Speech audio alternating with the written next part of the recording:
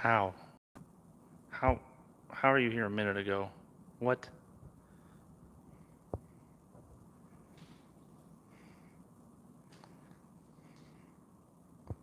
Hmm.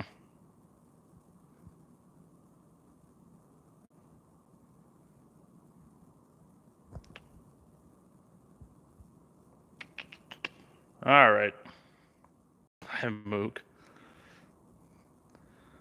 Okay, so good chance I have signal issues tonight because I'm in a steel shed and it is 5 degrees outside, so I'm not opening the door tonight. So apologies in advance if we have signal issues.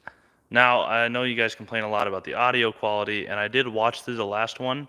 I don't know what happened, but it sounded like crap, which is weird because it's usually fine. So let me know right now, is it playing clear and can you hear it fine?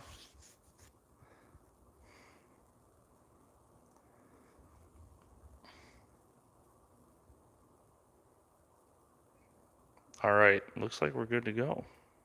Thank you very much. Okay, so yeah, hopefully this signal keeps up. I got all of 3 bars. Yay. So, quick update on the LeMans. Dylan was live for a while. I went live earlier, but his lasted quite a while. So, sorry this is so late, but we'll just do a quick little vid here. Um, I don't remember. I think it was right after we got the car in here last time that you guys would have seen it. So, all of this is new. We're sitting on 31 10.5 15s on a 15-inch Aero Racing beadlock rim. That is a real beadlock rim with BFG all-terrain TAKO2s. We have all new disc brakes, springs, shocks. It's a disc brake conversion, a bunch of mounts and stuff up front. Tonight, I went through the process of running the first of the new brake lines and bleeding the master and getting the master and booster all installed. Um, the interior's been gutted. That happened last time we did an update on this car. The floor, all the rust has been cut out, and I've taken, this is from the stove I had when I was a kid in my house when I grew up. All this sheet metal, and some of this is from a microwave and a mini fridge and whatever I could find on the side of the road. But we've got floors in here now to entirety. A bunch of self-tappers and steel. So yeah, your foot doesn't go through it. Although I see a hole there now, so that's new. The trunk's been opened and inspected. Ugh. It's actually pretty okay. I don't have too much work to do out there. The giant dent in the quarter panel has been removed. This thing was T-boned back in the, I want to say, late 70s, early 80s, and he drove it for a little bit.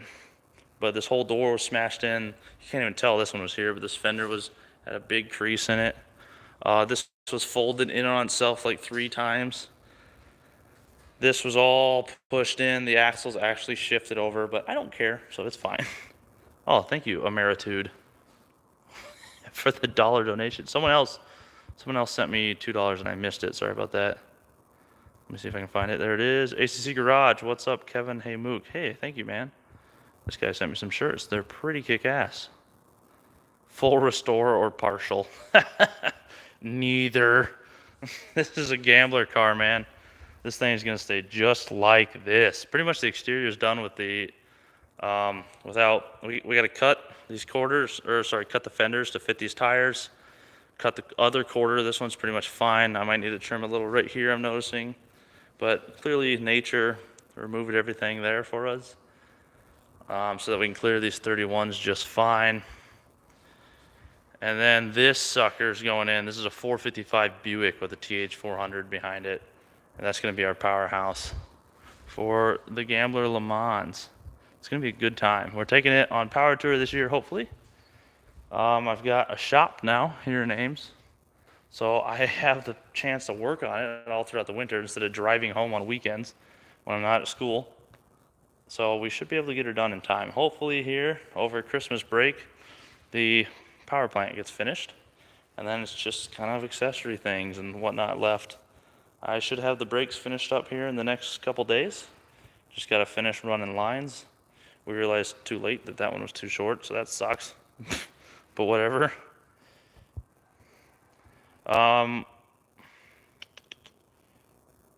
Take the LeMans and make it say, what?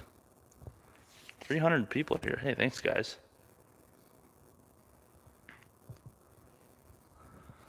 What else is in the shop? Okay. We've got back here. Okay, this is probably where I'm going to lose you if I lose signal in it. There's a little Wildcat. There's its engine and transmission and everything else it needs. That's actually a trans for the Fox body. This thing will get done as soon as I get the heads back from California, along with the intake, and throw a bunch of money at things. That is Luke's Beetle, his girlfriend's car. Luke's Galaxy, and that thing, which I picked up for $100 the other day, and it runs like perfect. Is everything still playing fine? Oh, look who's here! The Sick Puppy guys are here. What's up? Hey, if you guys want to check out a fun channel, because Australians are always hilarious, as Americans think, check out Sick Puppy 4x4 Adventures right here on YouTube. Those guys rock. A couple of really fun dudes.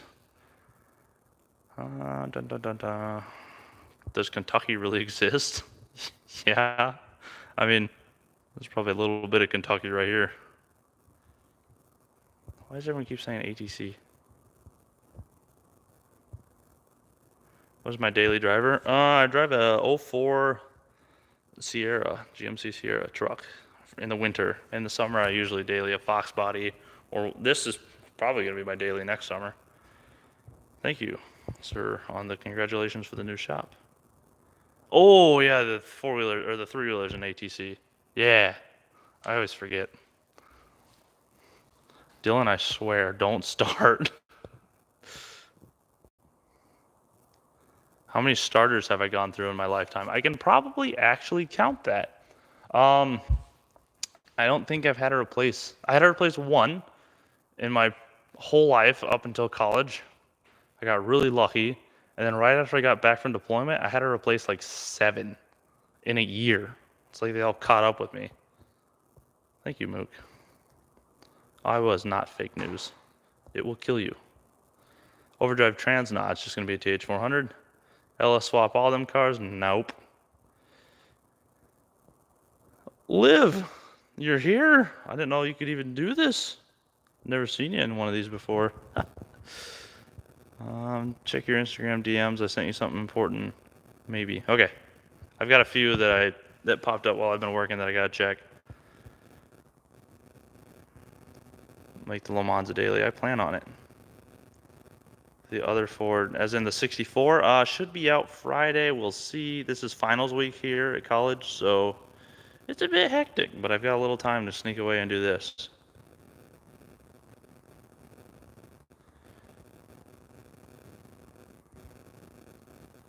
Have I ever broke my Ford Ranger? The silver one in Luke's latest video? Question mark. Junkyard Mook actually drives that as a daily. Gonna make a video when you run the Gambler. Absolutely. There will be videos on this card, on the build in fact, getting ready for Power Tour. 2318 starters in 5 days. Yeah. No kidding.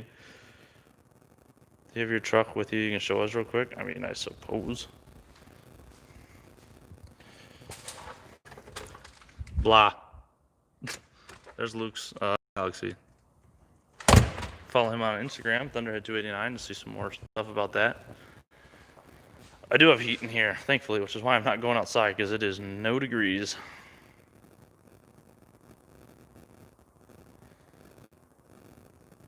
What's my major? I am industrial technology here at Iowa State, which is actually just incorrectly worded by Iowa State, and we're fighting to get that changed. It's applied engineering.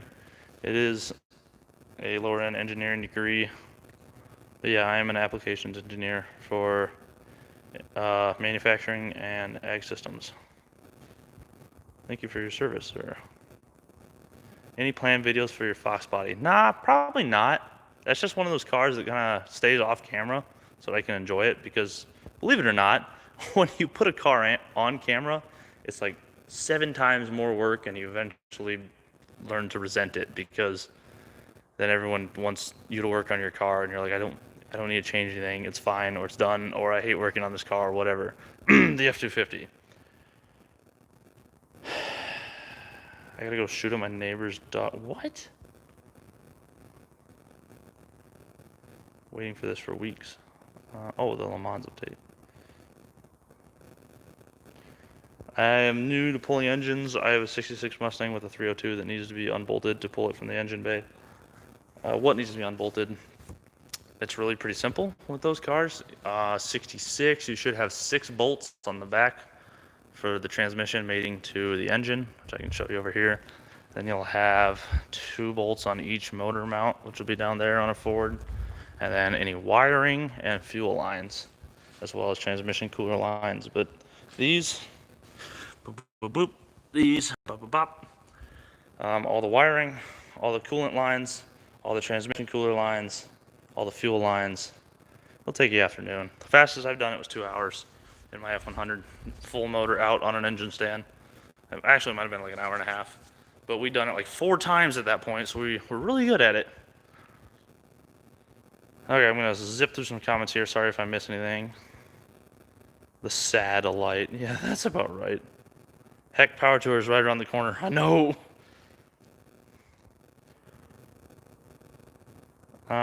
What events will you be doing besides Power Tour this year?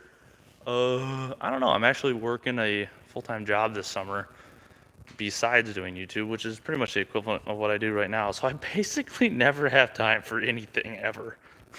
So we'll see. -2 in Waverly. Oh, you're pretty close. Dang tools. Yeah. Sorry, I'm trying to catch up.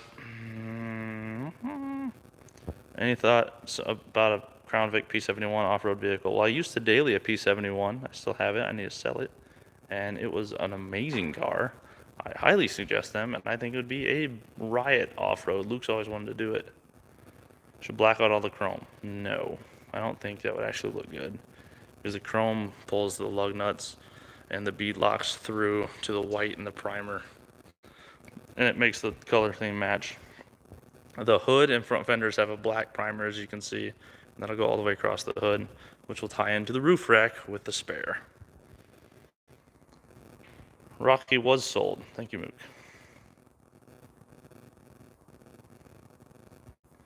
The F-250 will be back eventually. I just got way cooler, more interesting things to do besides an old rusted out farm truck. Like, way better.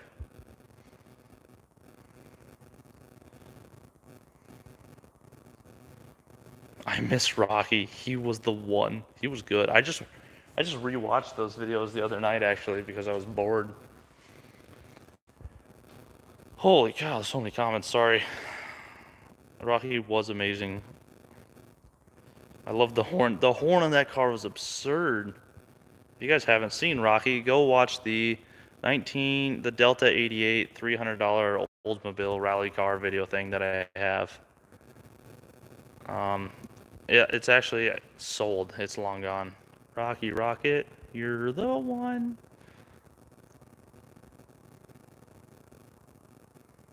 Rocky Rocket, you're so slow. Hit the gas and there's no go. Kevin liked the nut blower. I did, in Rocky. Is the GMC a diesel? Oh, that one out there. No, that's a 6-liter. Deployment anytime soon, or are you done with that? I have 3 drills left, and I am gone. I cannot wait. Pencil Tucky.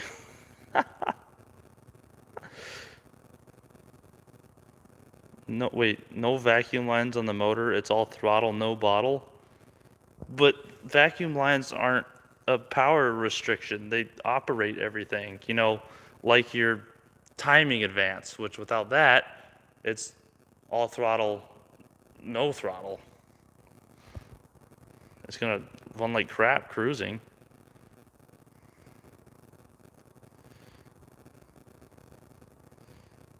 Nevertheless, all the climate controls and everything else that needs to be vacuum operated, like the brakes. Emeritus sent $10. Thank you, sir. Merry Christmas. Thankful for your service. Hell yeah for engineering. Buy yourself some ramen noodles. I'll probably put it towards this car. Hey, thank you guys for any donations you send, by the way. It really helps here at the shop. Helps keep the lights on, the heat on, which is about to kick on, and the tires on. Oh, I'm trying to catch up. Mook be here. She do. D2, DD214. Dude, I can't wait. I'm going to frame it. Just kidding. That's dumb. How are those new Fords you just bought? Good. I actually bought those back in July 6th was when that was filmed. So they're probably under snow by now. Edelbrock or Holly? Holly all day. Edelbrocks are good. They take less finicking than a Holly, but at the same time there's not as much tuning you can do with a Edelbrock. It's kind of like, well, there you are. You get to change your metering rods for enrichment circuits, and that's about it. Where a Holly, you can really get into them. We have a series coming up where we take a cheap eBay carburetor, a Holly budget carb, and a Holly like decent carb, and compare them all, and show you why they cost what they do, and why it's actually worth paying a little more for a name brand one, if it's not pretty obvious. I also have these Summit carbs down here, which I freaking love. The Summit M2008 series, that's a 600 vacuum secondary. I really suggest those.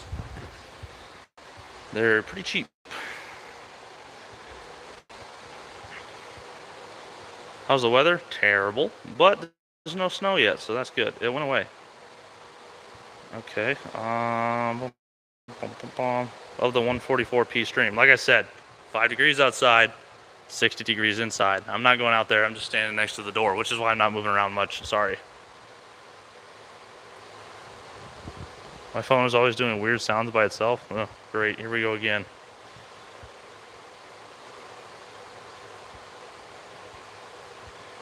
Okay, I think I'm caught up. Is the eBay card usable or junk? It's junk. Don't buy it. Go buy a real Holly. I think for like $40 more, you can get a Remand Holly Classic 600. Just a basic bones carburetor, but it's actually the right shape it's supposed to be. So definitely go with that. What do you think of those 59 Ford Edsel? I am not a fan of Edsels. I think they're really weird and pretty ugly. I saw the interior one the other day for the first time, and it was crazy. Don't get me wrong. It was some pretty cool stuff. A lot to fail, especially at that age. It's all failed. Oh yeah, if you hear a whistling or a whirring, that's the heater just kicked on. Have you ever found poo in the carburetor? What? The blue Volkswagen Beetle is Luke's car for his girlfriend. What are you heating the shop with? Hot air. Propane, natural gas, I'm not sure. This is a rental. YouTube tips to help a channel grow. Oh, Lord. You gotta figure out something that works. And I can't tell you what works because no one knows what works. We're all just doing whatever we do, and sometimes it works. Most of the time it doesn't. And the only thing consistent about YouTube is there's no consistencies whatsoever, and it's terrifying when it's your only income. Right. Thank you, Mook, for getting rid of these comments. eBay Makunis are not bad carbs. Yeah, well, it's a Makuni. This doesn't have a name brand. It's just the eBay good carburetors. It's the good performance carburetor. It doesn't have a name. There's not a word on it. Take the three-wheeler out real quick. No, I'd actually probably die. Either from the three-wheeler or from the 3 degrees. Should I rebuild the Quadrajet on my Cadillac 425 or replace it? Personally not a fan of Quadrajets at all, but it's always cheaper to rebuild them if they're not junk than replace them, if they can be saved. One big thing about used or rebuilt carburetors that aren't like remans, or maybe even sometimes remans, that you need to be aware of is if people, also never do this, if people take your mixture screws for your idle, right here, and they ram them all the way in and like put torque on them, they screw up the seat that the needle goes in. So the needle's a cone shape, and the seat's the opposite shape. And if you jam them in with the torque of the threads, it destroys them, and it'll never be quite right. So that's one thing to look out for. You can't really tell. I mean, you can maybe take the needle out and be like, oh yeah, it's all jammed up. But generally, it's a little scary to get used carburetors for that reason, unless you know the history of it or it's pretty new and you trust the person not to be dumb.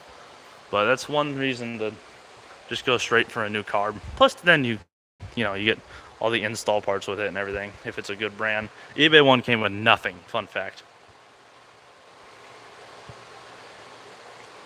Engine bay and frame could use 415. I don't have that kind of time or care.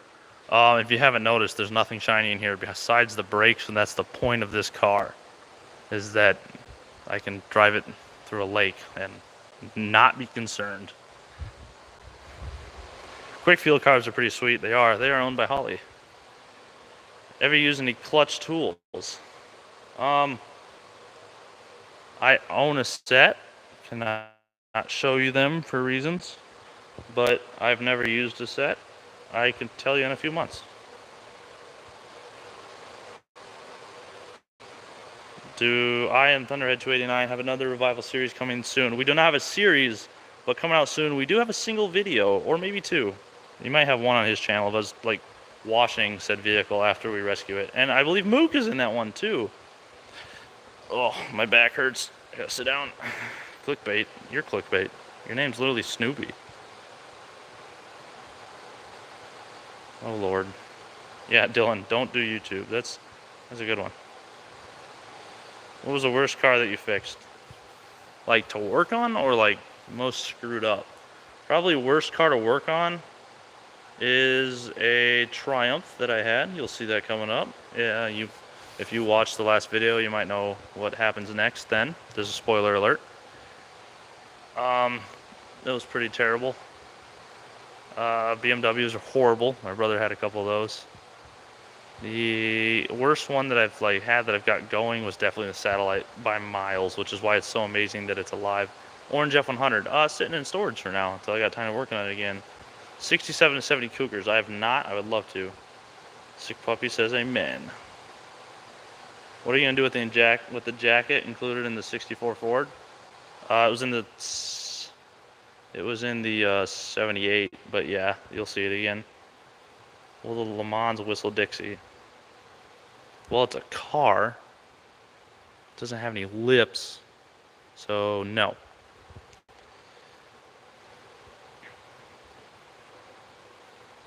Hey, I've been working on a Briggs & Stratton lawnmower. Oh Lord, it's the lawnmowers, the lawnmowery people. Starts for about 5 seconds and dies. What should I do and what would be the problem? Sounds like you have a fuel pickup issue or a fuel feed issue where it's running the bowl dry. Depends on what kind of, if it's a bowl system carb or if it's a pickup carb where it pulls from a tank itself. Jesse just texted me, I only had one BMW and it's not that bad. All caps. Well, I had one too and it was horrible. Mook the nuke.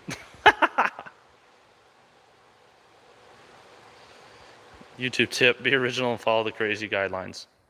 Actually, yeah, that's pretty much wrapped up. Would you consider moving to Twitch? From what I've heard, they're better for content creators. I believe they probably are better because they're not YouTube and owned by Google and completely mandated. But it's also smaller, and I have no idea how it works. And I already have a following on here, so it'd be hard to build a second.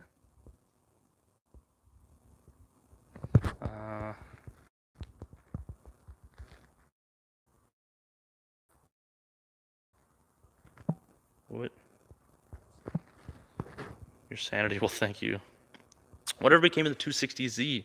The 260Z still exists. It should be back someday. It's actually sitting right next to the F100 in these building full of things I don't have time for at the moment.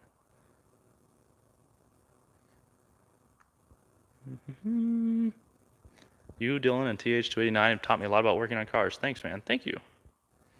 Have you ever demonetized any of your videos? I have not actually had any strikes. I've been pretty lucky.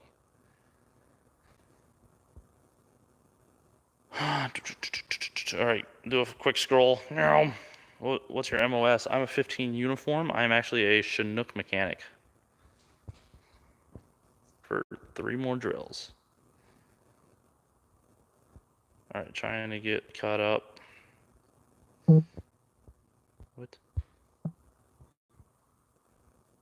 Side shut the cools. Take the bug outside. It wouldn't be like the coolest thing you ever did. No. It's a Volkswagen Beetle. I mean, sure, some people like them, but at the end of the day, it's still a Volkswagen Beetle.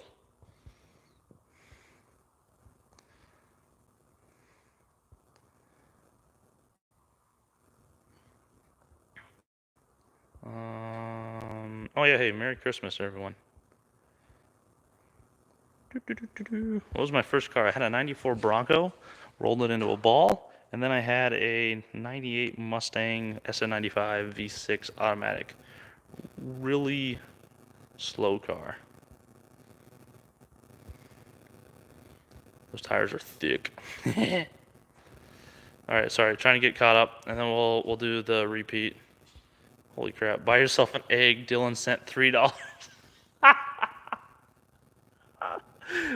Thank you, Dylan. Thank you. Yo, let me get an egg in the chat for Dylan. Oh my god, I'm so far behind. Okay, actually no, I'm caught up. Egg.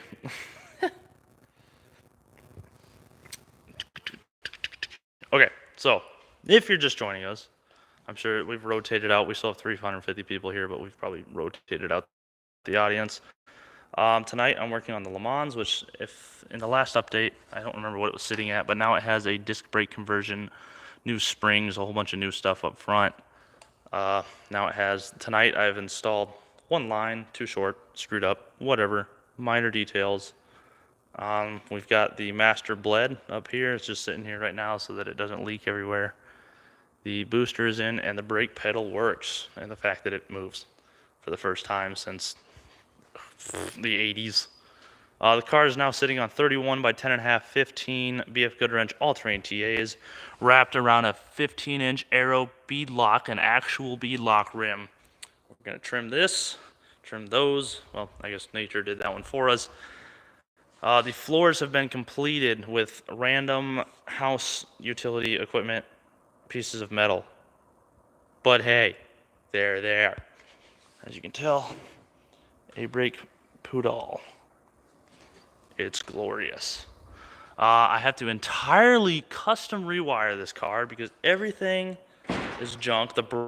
Brake lights, the brake lights, the brake lights actually work surprisingly. By which I mean like one of them, or one on each side. So pretty much everything's gonna get rewired into a center console control. I don't know, maybe I'll be able to get this to work. It seems like the mechanics of it are still okay. This is like the one thing I care about being up here. Otherwise, it'll be on a three-way toggle. The wipers, headlights, everything, ignition will be on a box there. Then I'm gonna completely custom wire myself. Center console for the shift. We might see if we can vacuum form that, actually, with the guys from OAM. They're gonna make us a panel for the back. I'm gonna slap a cassette head unit in here so I can play some sick tapes. And we'll have a roof rack with the spare 31-inch tire up top. And other than that, oh, and we're gonna, put a 455 Buick in here. But that's pretty much about all that's left. So, a few months, have her done. Mint. It is this week, and the shirt was great. What are we talking about? So many eggs. Are you sad we get Christmas before you? Yeah, Cody, I'm pretty disappointed. These guys are in Australia. Go check them out. Sick Puppy 4x4. They're the guys that do the hydration session, which is where we were inspired for the satellite videos. Ours went terrible comparatively. But yeah, that's a fun channel to watch. I highly suggest it. Along with, of course, the rest of the gang. Thunderhead 289, Dylan McCool. I about said myself. That ain't gonna work. Junkyard Mook. There we go. Wow, my brain is tanking. DeBoss Garage, Vice Grip Garage, and Classic Mustangs 429. There we go. Oh, and Cars and Cameras. They're part of us now.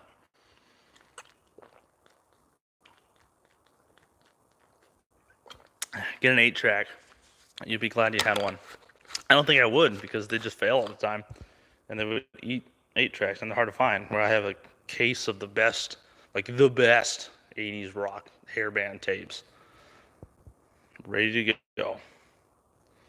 Would you be interested in a 70 Buick Electra with a 455 in it? I mean, maybe. That right there's a 455. You're amazing, junkyard. Thank you. But I'm a human, not a junkyard. Oh, I'm hilarious.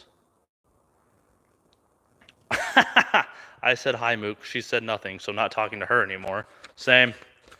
No, I'm kidding. What did I just hear you drink? Water, my dude. Stay hydrated. What music am I into? Anything that rocks, man. Put a supercharged big block Chevy in that beach. Okay, well, first of all, no. Second of all, I'm not made of money, dude. This is what I do for a living, is make YouTube videos, which you never knew doesn't really pay the best and is really fluctuant, and it's scary. So thank you for the donations; those help. I'm missing one somewhere. I see our total has gone up $5. Whoever that was, thank you very much. I am honestly sorry I missed it. There it is. Dylan Post. Play the Waylon Jennings tape. I will sometime. I still have it. Someone sent me another one too. I have like a mint condition Waylon Jennings tape.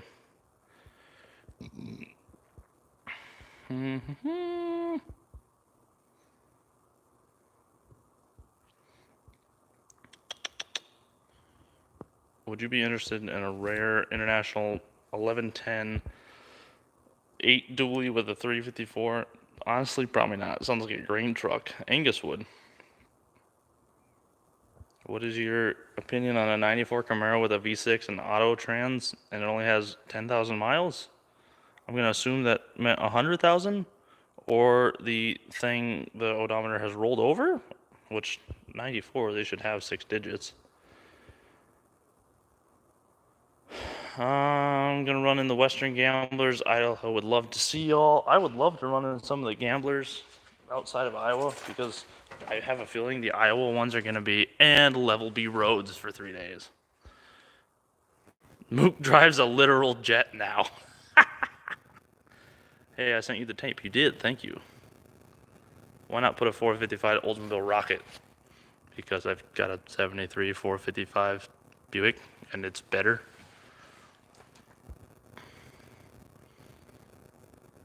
Rally across the Pontiac? No, I'm not. We're gonna gambler car it. I mean, if I ever did the hoopty cross, I'd get like a $500 LeBaron or something. This thing would probably just flip. Not gonna lie. This would just roll.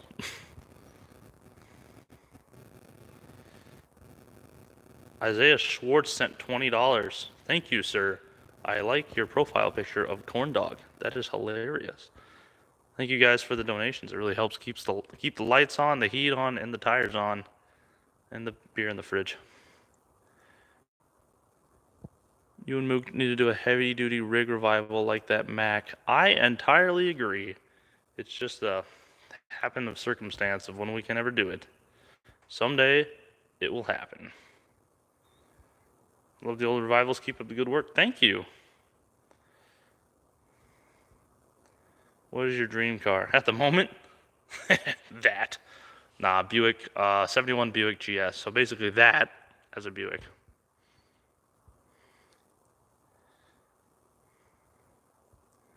New Dodge Cop cars versus the Crown Vic. Oh, hell, I don't know. The Crown Vic was the fastest pursuit car for a while there until I'm assuming the Dodges came out. But I know like they got the Interceptors and whatnot next, and the Caprice or the Impalas were they? And they're like, well, these suck. So was the whole Bug Tour. What, dude? Where did you learn to type? What accessories does the Wildcat have?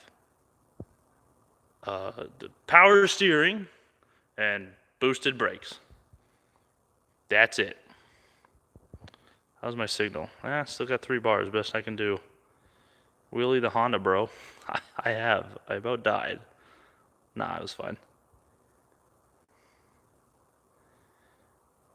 Ever get people to ask you how much you got to do on your project and tell them a few things, and they laugh at you thinking you're being sarcastic when really it's only a few more years of work. Oh, how much you have left? Nah, people just think I'm insane, so they kind of leave me alone. I mean, it's fair. Need to have you autograph an old license plate for me on Power Tour 2020. Yeah, dude, come find me. We'll be there. And hopefully this. Should be pretty easy to find us. Doing the whole thing. The Oldsmobile 455 Rocket puts out 400 stock. Yeah, but okay, which one is that? Is that like the 6-pack, top of the line edition, rated in before the SAE days, when it was just net horsepower, when they were running long tubes and high octane fuel and no accessories? Because guess what? I bet this Buick actually puts out more if you did that. But no, in a stock car trim, a 455 Rocket's not going to make as much. It'll probably be down 100.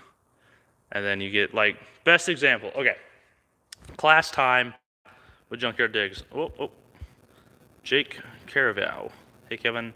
Selling my 671 stubby supercharger. Where can I send? Jake, email me or hit me up on Instagram. junkyarddigs1@gmail.com. You can check any of my video descriptions besides this one for it, or just DM me on Instagram if you have that. You can message me on Facebook. Those are 3 ways to get a hold of me. I'm actually very interested in that. Yoink, screenshot.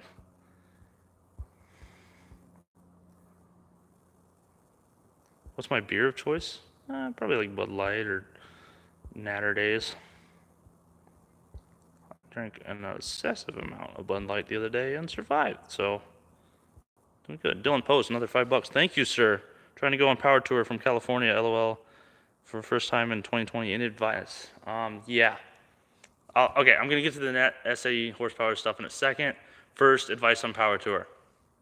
If it concerns making your car run colder, own it. Aluminum radiator, run a 160, 180 or lower degree thermostat, have a fan shroud, have a functional fan. I personally don't like electric fans because if an electric fan fails, you're done. You don't have a backup. You have to get a new fan. Static fans use a lot of horsepower, but they always work. Clutch fans are my go-to. Even if they fail, they'll still move a bit of air.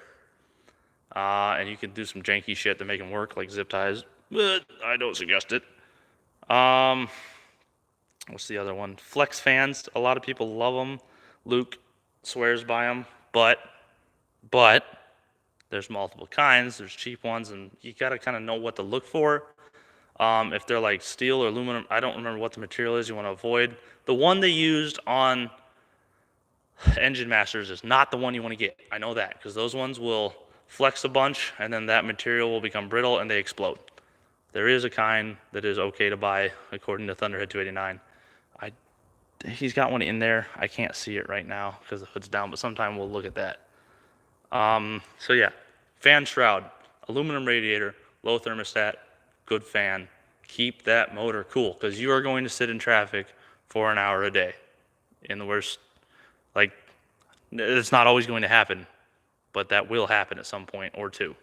So be prepared for that. Also, if you can, run a return line on your carburetor to keep that hot fuel circling back to the tank so it can cool. That's about it.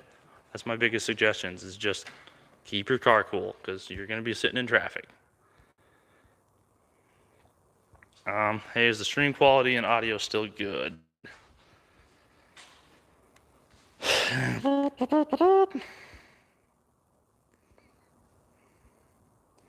All right, sorry, zipping through. Richard Davington sent $5. Thank you, sir.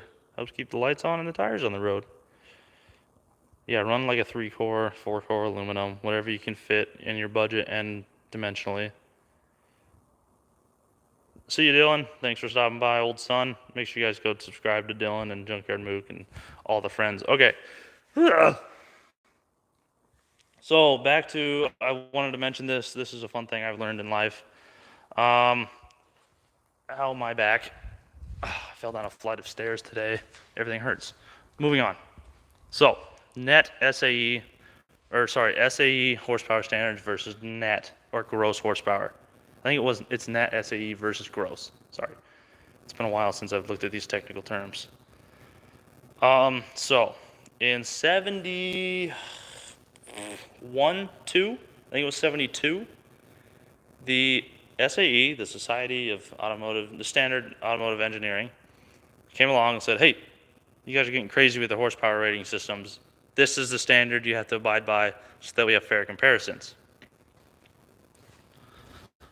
So what happened, I'm going to move back over here so that you guys have good quality, the best quality possible with my 3 bars. Dare I flip the camera around? No, I don't, because my face is attached to this side of the camera. It's on this side of the camera. So 1972 rolls along, but before that, back up. 1960s, the horsepower craze goes on with those cars.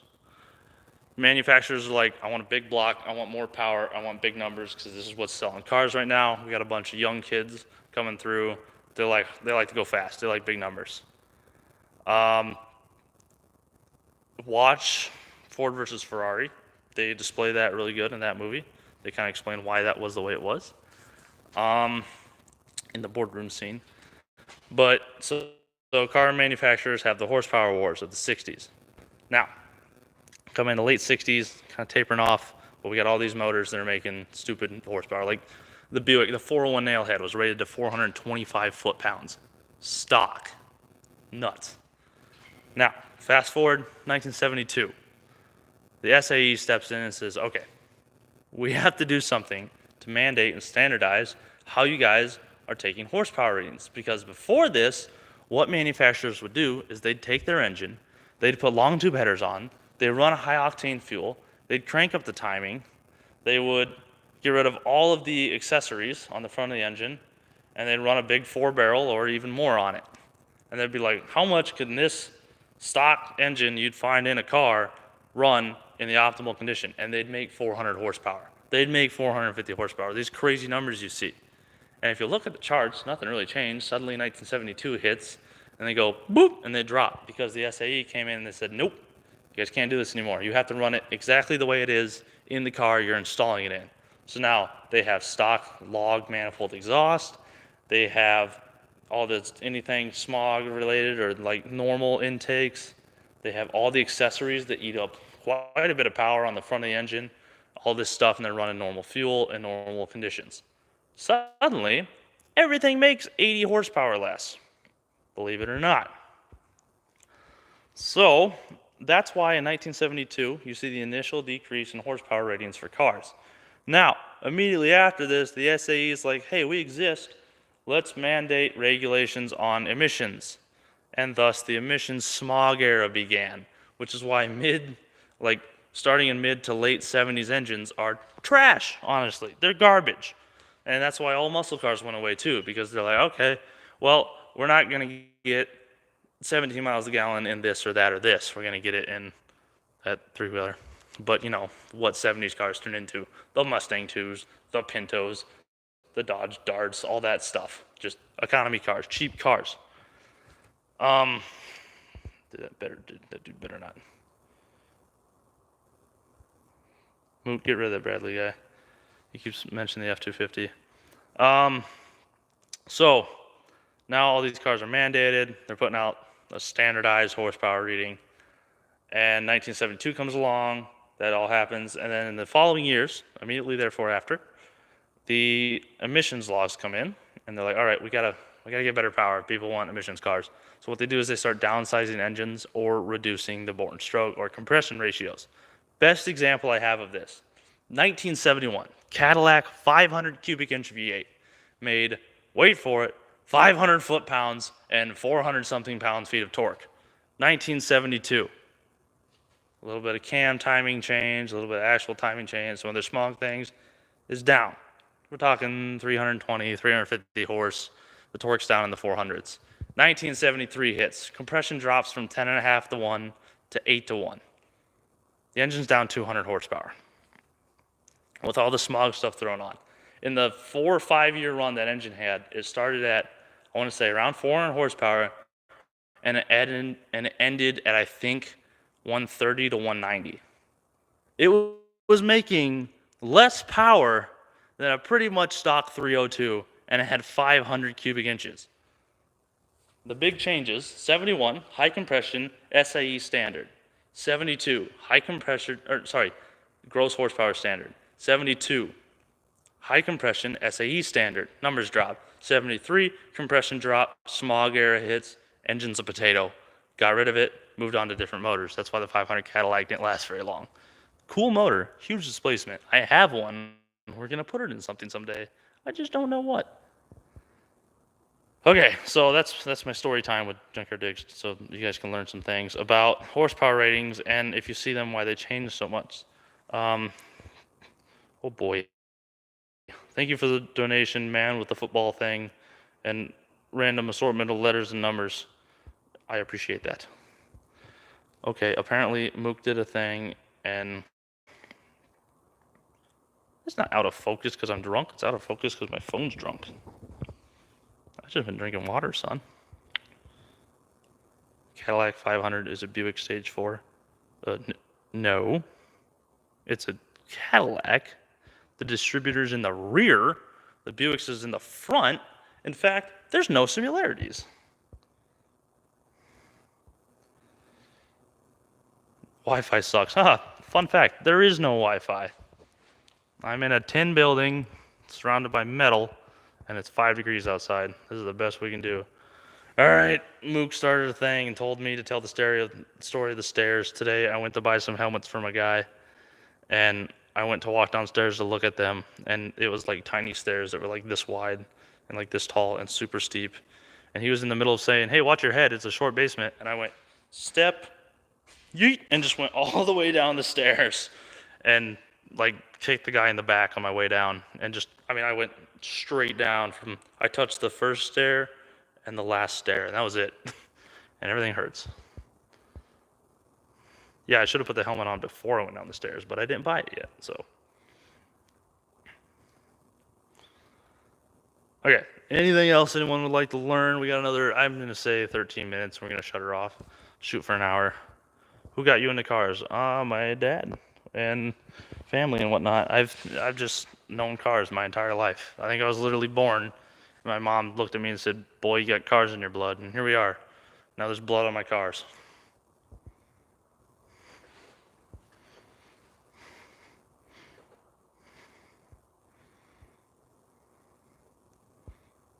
The hell meant. Stairs. No, usually I'm okay with stairs, but apparently not today. What model of welder? I only own one welder. I got this from Vice Grip Garage, actually. You guys need to go check them out. It's a little 120 Eastwood. I have no preference / know anything about welders or welding. I don't ride sleds. I used to own snowmobiles and they break all the time, and I said this is dumb. I hate winter, so I stopped. And life's been good. Where did you learn most about cars? Self-taught? I guess in a sense, self-taught. A lot of hands-on, figuring stuff out. My own, I have a very mechanical mind, so I can figure things out by looking at them and playing with them. A lot of it came from the internet, believe it or not. I just double-checked sources and learned as much as I could. And the rest of it came from experience and old college books that people would give me, or buying books about cars and learning as much as I can.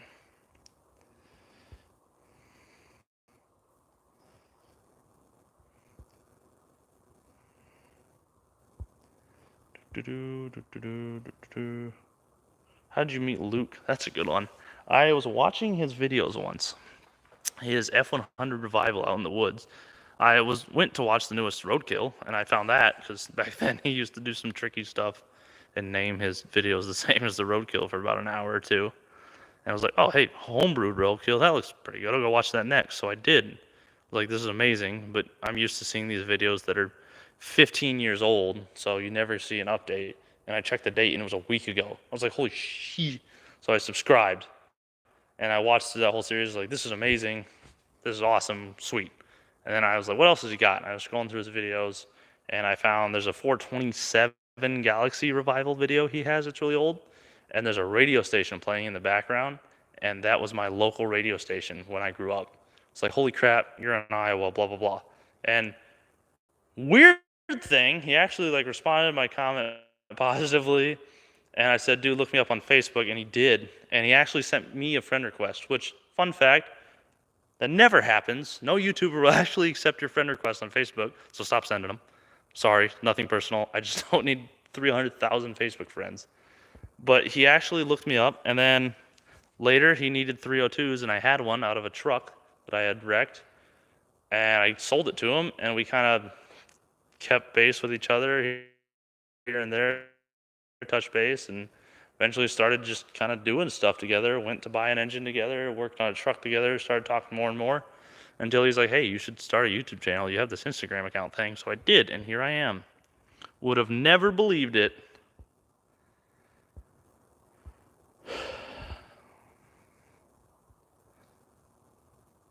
Can you recommend any good company to purchase a new cam for my 5.2? Not gonna lie, don't even know what engine a 5.2 is. I speak cubic inches and carburetors.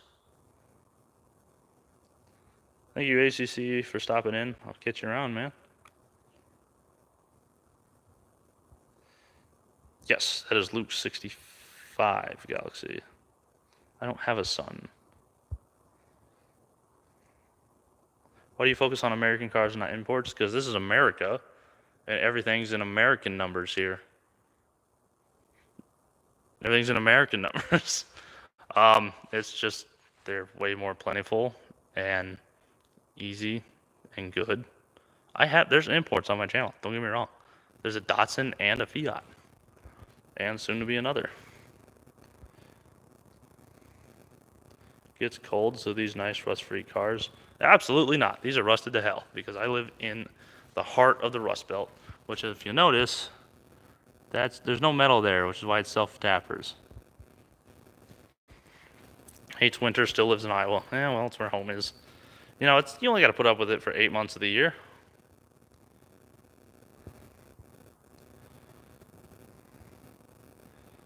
ISU 1985. Awesome. I'm at ISU right now.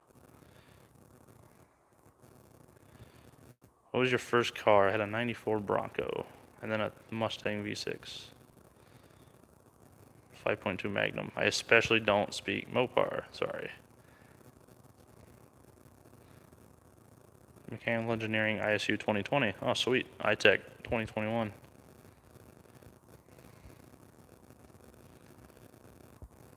Did I mention Iowa State?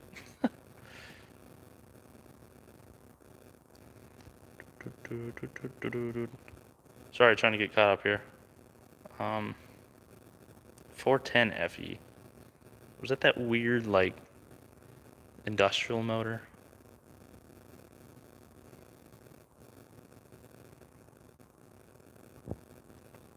You normally only shoot videos in the summer? That's a good question. That is actually exactly what I do. I have, like last summer, I did this full time. And all I did all summer was just do revivals and shoot videos and blah, blah, blah, work on cars as much as I could for what little time I had. So that during the winter, when I'm in school, and like before I had, like, I've only had this for 3 months. And I would have to go home on weekends and work on stuff. So I wasn't able to make any content through the winter. So I'd pack it all in the summer and then release it through the rest of the year so that you guys had content. Which is why in January you see grass and trees and birds. Trust me, it is not like that. It is the absolute opposite. Everything's dead.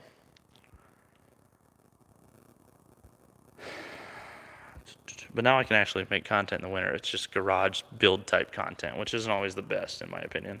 What's your dream Mopar? Ugh. Do I have to? I guess a Challenger? No, it's a Cuda. Yeah, it's a Cuda with a 4-speed. I'm like a 440, 383. 290 with a 427 crank. They made it 290? Oh, 390. Okay, I was going to say, that's a massive difference to only take it down 17 cubic inches. Dude, okay. There is no best camshaft for a car. Camshafts are the brain of an engine, and they are the most independent variable you could have in an engine. It depends on your gear ratio, tire height, transmission setup, torque converter slip, vehicle weight, what you intend to use it for. It is a multitude of things that you have to take into account to properly choose a camshaft. So, if you're a person asking what's the best camshaft for, you need to go back about 5 years and relearn everything you didn't learn about engines, because that's like the people that they're like, "Hey, what's wrong with my car?" and someone says, "Do a compression test." Like, no, stop, go away. You got to back up, learn about the dynamics of engines. Best thing you can do: get on the internet, look up essay books, find David Vizard's How to Build Horsepower. David Vizard's How to Build Horsepower is the book that taught me the most I know about how engines really do truly work, and the dynamics and science going on inside, and how to increase that efficiency. Now, at this point, I've gone way beyond that book, and I know all sorts of stuff, but it's like sciencey stuff, and that's when old people hate me. But get that book, David Vizard's How to Build Horsepower, buy that, read it, and then come back, and you'll be like, oh, there is no camshaft that's perfect for my car, without knowing 1,000 things.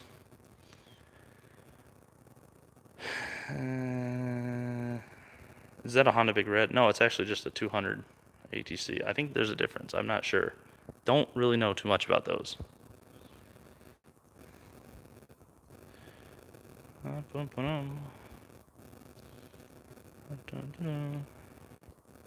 This is a two-wheel drive. The jacket will be in the next episode. I don't know. It's in the basement somewhere. Best way to put 37s under 64? I just put 31s under because they fit on the stock frame and everything. Pretty easy to do. And they look beef. Any bigger, I would have looked like parts of me were small. Not my brain, because that is small. Super Crew, I've got a 351 on my F250, but I've been recommended a 302. I would not touch it. I would leave the 351 in because it's the beefier, stronger small block Ford. Same construction as the 302, just thicker webbing, a bit bigger. It's got taller deck height, and it'll hold more before anything breaks if you actually throw 500 horsepower at it, where supposedly a 302 will split in half. But 351s will go farther. Obviously, probably not going to do that, but I honestly wish I had like a 96 F-150 with the 351. That's a hell of a truck in my opinion. 302s are good. Trying to do a street performance in my 66 Mustang 289 302. Honestly, you're talking about 20 cubes. Sorry, no, you're talking about 13 cubes. Doesn't matter. Whichever one you can find. If you want to stay aero appropriate, get a 289. All the parts are the same, besides like some internals. I mean, they're just 289 connecting rods or 302 or 289 crank 302. Other than that, like the intakes, I literally have a Edelbrock Performer 289 intake on my F100 because it's the same as a 302. They're just more common. So do whichever one you want, whichever you got available. If you do, one thing about the 302 is that in 1985, I think, I gotta check my notes, they went to a roller camshaft. So you don't need to run zinc in your oil and all the other benefits of a roller camshaft. So if you can get a later block out of a car, it'll be a roller camshaft. You get out of a truck, and I want to say 92 maybe, it'll be that. But before that, it'll be the roller cam block with a flat tappet camshaft. It'll have the taller lifter bosses. Lots of research you can do on that. I feel like I'm listening to myself from 5 years ago. 302 is higher revenue, but 351 is torquier. I mean, I guess stock, that could be true, but really it all depends on what you do. I mean, hell, if you guys watch Ford versus Ferrari, you know that a 427 was revving out to $7,000 just fine. Amazing movie, by the way. Definitely go see it. Collaboration with Vice Grip Garage. Yeah, I'd love to do that. I actually plan on that sometime. 351 Cleveland. Yeah, that's a beefed. How did those work? The 351 Windsor, and then they made the then it went to Cleveland. And that was like a beefier construction of a Windsor, but not actually. It was like different board spacing and stuff, but it was basically similar. Those things made power and can make serious power. And then I want to say the modified was based off the Cleveland's, the 351 mod, but they're not as great. I see them in junkyards all the time, and they're not sought after, so I'm assuming they suck. Yeah, Clevelands are hard to get parts for, and they're pricey. Cheapest Ford you can build is a small block Ford Windsor. I prefer Windsors, just because I bought multiple 302s for 50 bucks. Do I watch any other YouTubers? I do.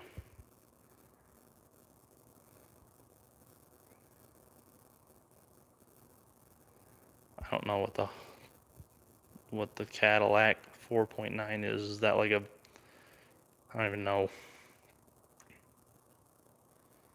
How to Build Horsepower on eBay. Dude, you're gonna like that book. It's a good book. Oh, I love those essay books. The Society of Automotive books. Literally the letters S and A. They've got hundreds of them. There's some great stuff in there. There's carburetor ones, driveline ones, transmission ones, turbos, whatever you want to learn about. Instead of asking someone on Facebook on a YouTube comment, go check out those books. Spend 20, 25 bucks, buy one, and you'll learn way more than you ever thought you could have known because you don't know what you don't know. And those books will tell you.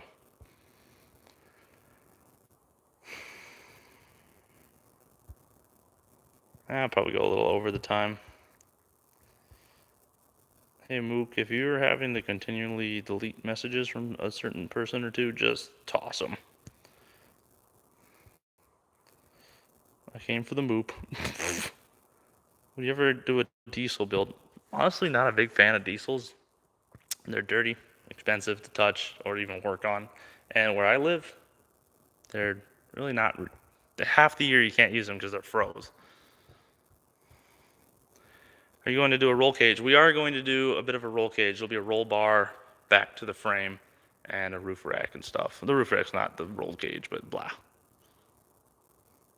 My friend's got a 351 Cleveland and a 74 Ranchero, and it's ugly as shit, but it means business.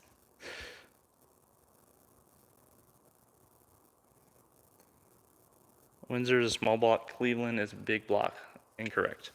Ford doesn't really have a big block. It is a larger block, but I'm going to be that guy and say there's not actually a big block. And honestly, it's not too much bigger. It is a bit beefier. It is stronger, but it's not a big block. If Ford did have a big block, I would say the 460s, the 385 series, the 460, 427, or sorry, 429 definitely fall in that because those things are huge. And maybe the higher end FEs, but honestly, they're not that much bigger than like a 352 FE. FE stands for freaking every time I do a revival, it's an FE. Yes, 351 modified is a Cleveland with a taller deck. That's what I thought. But why does no one like them? Why are they not a sought after engine?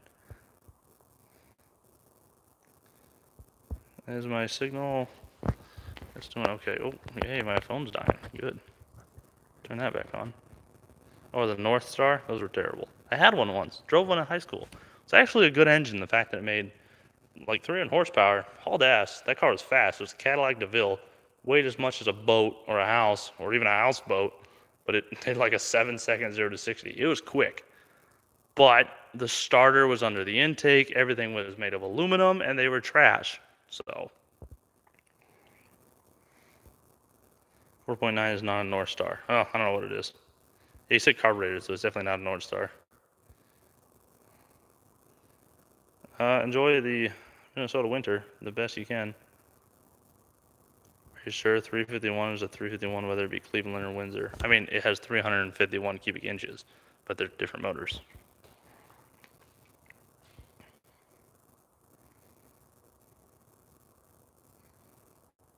I don't know about this. 335. Was that? I wrote a book. I've never released it or anything. I did it overseas to identify engines in a junkyard. I think I did everything as Cleveland and modified. I don't remember if I grouped them together. I have heard of the 335 series. That rings a bell, but I don't remember what or why. And I remember looking it up once, like, that's wrong, but it turned out to be right. I don't remember what it is. I know the 385 is the 429, 460. You might be right on 335 being the modifieds. And you might also be right on the Cleveland being lumped together with the mods. I cannot recall. I'd have to look at my book again.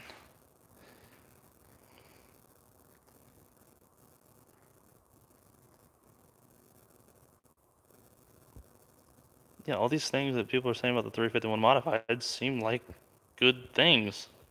Why are they not popular? Too much Ford. That's all I know. Sorry. Hey, if you guys are taking off, thank you much.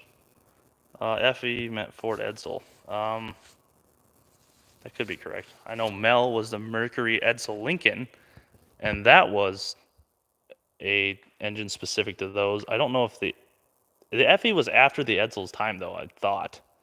So don't quote me. Maybe someone knows.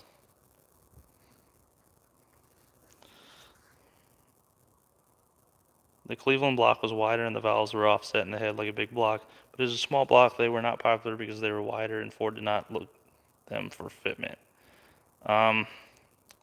The modified of the Cleveland, because the Cleveland's popular. Don't get me wrong. Big power motor.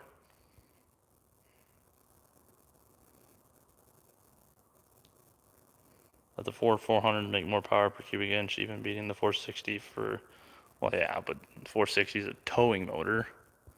There's something magical about 400 cubic inches, not gonna lie. Everything I've ever had with 400 is like pretty damn good. Hey, I want to get in the car mechanic stuff. How should I get started first? Start watching YouTube videos, man.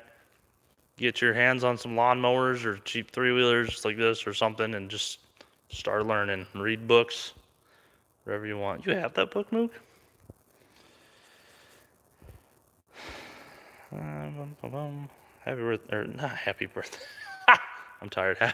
Happy Christmas, everyone.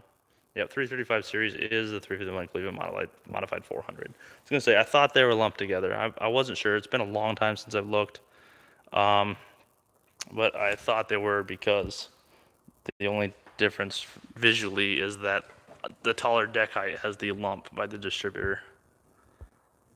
What was the name of that book? David Vizier's How to Build Horsepower. I have never built a 289. Luke has. Thunderhead 289 has, believe it or not. Yep, before they got smogged down, just like I was talking about the SAE and the smog. Smog 351. Oh, is that what it is? The 351 motor, the modified series, the 351 400s were all smog motors, and the Clevelands died out before the smog. Is that why no one likes them? I bet it is. They're all smogged out and potatoes. Where the Clevelands were the raw 60s powerhouse.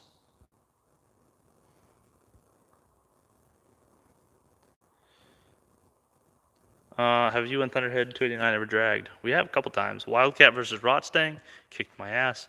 My F100 versus his F100. When the car wasn't working quite right on his, I won that one. And I had two 75 rear gears. Yes, Cleveland was wider.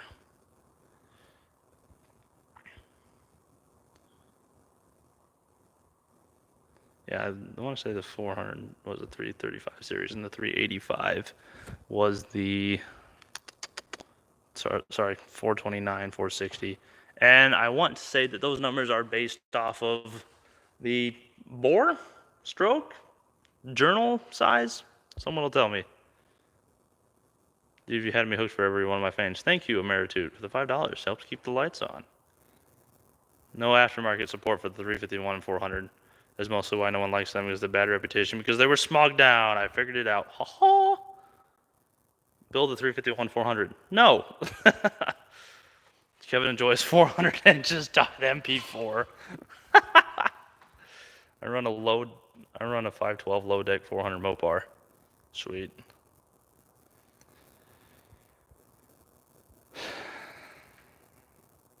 Yes, correction. You guys, this guy's right. There is no M on the 400. Because the 351M is the modified 400, so it's just the 400. But I still like to call them the modified because instead of the 335 series, because no one knows what that is, and those two engines are virtually the same. So I just lump them together. You have a girlfriend? I do. She's in here. Say hi, Mook. Oh, look. There she is saying hi. Put a 427 Pontiac in the LeMans. That's probably like really hard to find. Where I got an entire 455 Buick driveline sitting back there for $750. Runs. Been restored. It's perfect.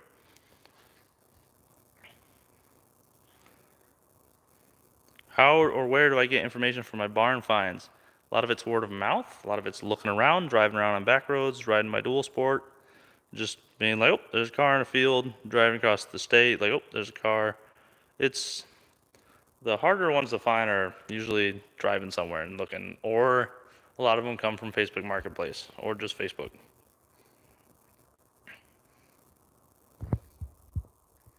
.351 mod had oil starvation problems. I've heard of that.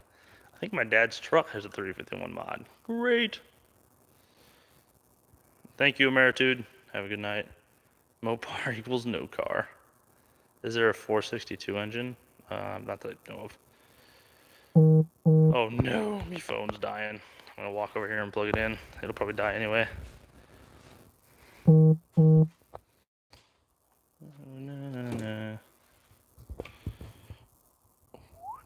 What was my favorite revival? That's a great question. The satellite was a lot of fun. It was insane. It's not doing the best on views, but it was nuts. The fact that we got it to run and do a burnout. Cleveland's made in Australia don't have the smog problem. That's true. There was correct me if I'm wrong, there's a 302 Cleveland, and it existed in Australia only. Nowhere else. Yeah, anything that's fuel injected. Yeah, my daily. Actually, my Fox body is, sadly. It runs like shit because it is.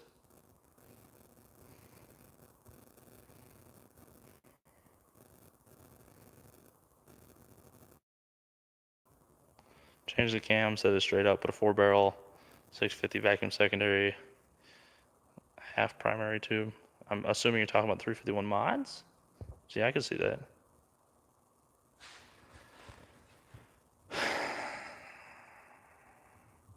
.351 Cleveland outrun anything shy of a gas station. This is just like Ford Tech night, honestly, at this point. If you came here for this, when this is done, you can rewatch the beginning. I talk about it. Sorry. It's been a while since I've talked Ford Tech with anyone. Makes me happy. Good night, Mom. Nothing much up there in Michigan. Dude, that ain't true. I have friends in Michigan that find stuff all the time.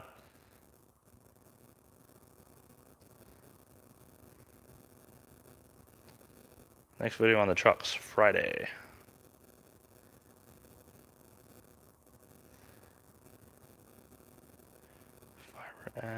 What? Oh, to a 400, okay. Ford Barra inline 6, only in Australia, more powerful than 2JZ. Emissions made it illegal here, but still one of Ford's best motors. I'm in Texas, can't import one of those. Yeah, same. It would be fun. I want a, like, 95 Ford Falcon from over there. It's like a Fox body ute. How many caterpillars has Mook collected?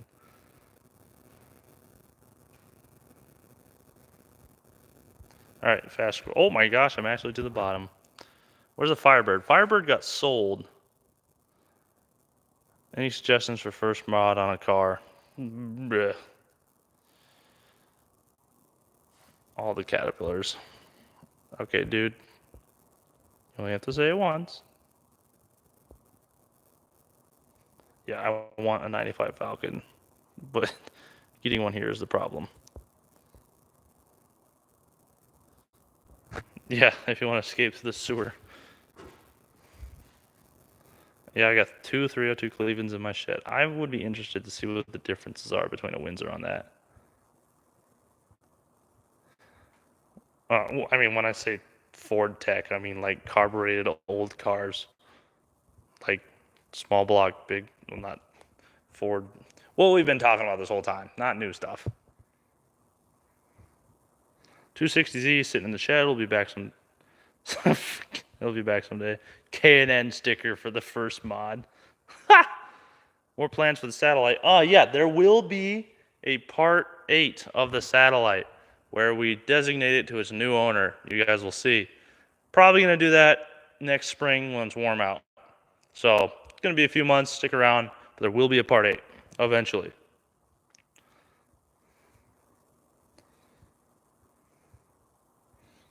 Holy shit, thank you, Mook. I'll swap your truck for a Falcon. Cody, you're still here? I thought you would have left long ago.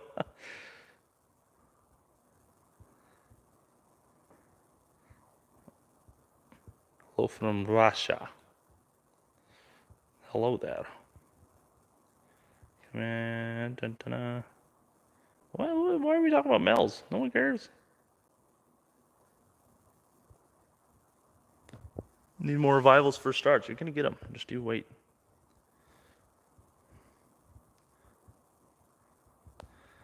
This will be a 455 Buick. Is my phone? Yeah, it's dying. All right, let's do one last look at the car. I got yield 11%. Oh, now me pack won't even turn on. This is the end, bud. All right. Oh, why did I never show this side? Probably because I'm dumb.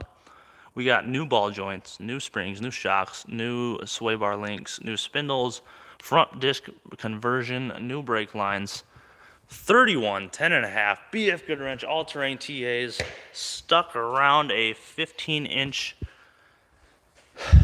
actual beadlock aero racing rim. Inside, all the metal work is done for the floors. Don't mind that light coming through. Minor details. You won't fall out of the car. That's what matters. Sitting behind it, the 455 Buick that's going to go in it, bolted to a TH400, lick and stick. So yeah, this is the LeMans in its current state. I just bled the master tonight, and I'm going to work on all the line lengths and everything tomorrow. Get that all situated. The proportioning valve's bolted on over there. The brake pedal works. Next up is to finish up the floor by tying all that off, and then stick the engine in, and then start wiring the whole car. Yippee-ki-yay. So thank you guys for joining me tonight. The 455 came out of a 73 wagon of sorts. Oh yeah, and yep, the tape deck radio. You're right. Thank you guys for joining me tonight. Make sure you go check out all my friends: Sick Puppy 4x4, Thunderhead 289, Junkyard Mook, Dylan the Cool, Vice Grip Garage, Classic Mustangs 429. I'm forgetting. Oh, the Boss Garage. That's who I was forgetting. And Cars and Cameras. So, oh god, I'm gonna die. Fall down the stairs again. Merry Christmas to all you guys. Merry Chrysler. Merry Cleveland. That's more like it. I like that. I will catch you guys next time. Thanks for joining me. This went longer than I intended, but someone mentioned Ford Tech and stuff. Get out there, buy that David Vizard's How to Build Horsepower if you guys want to learn about how to build an engine to make horsepower and the fundamentals of how engines work. The more people to read that, the better, because then the less dumb questions I get in my inbox, where I'm just like, what? Like, where do I even start? You can't even read. All right, so I'll see you guys next time. Thanks for joining. Thank you, Mook, for moderating the comments and deleting all those people that we didn't need in our channel. They're gone now.